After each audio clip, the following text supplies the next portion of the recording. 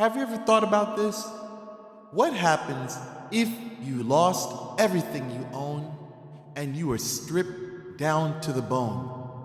All your spiritual tools are gone and you have nothing. What will you do in a situation like that? How will you commune with the Spirit? Well, today, I hope you have time because I want you to listen to what I have to say, because many people underestimate this one small thing. When you're stripped of your altars, you're stripped of your wonga, you're stripped of your ilekes, let prayer be your friend. If you fall on hard times, you lose your home.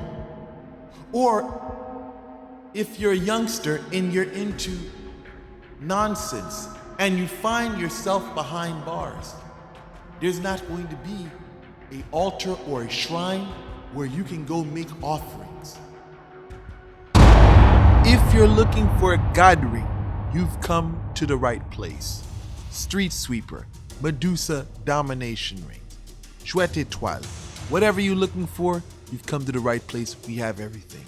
If you're interested, the link for the contact is in the description. What are you going to do? You can't call your babalawo. You can't call your wuga. You can't call your mombo. There's only one thing you can do. When all else fails, no access to magic, no access to candles, prayer. Many people underestimate the power of prayer because they don't see a voodoo ceremony going around. They don't see people dancing. They don't see people singing. To them, this is where the power lies. But today, I want you to understand your power lies in prayer. When you don't have access to all the things mentioned, that is your comforter. That is your friend. You can pray for good and you can pray for bad.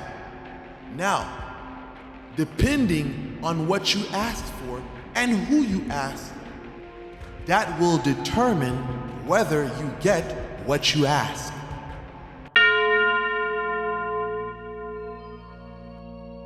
Sorry to interrupt you once again, but I have an important message for you. For those of you who have been following me since the Red Room days, I want you to know that those videos are not lost. You can find them on my vintage catalog channels, channel 1 and 2.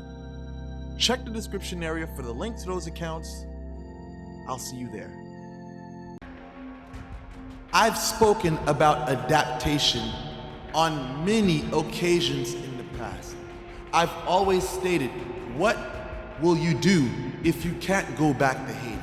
If you can't go back to Africa?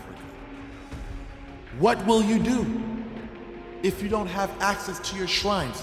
Are you going to bring a goat or a bull into your apartment if you live in an apartment?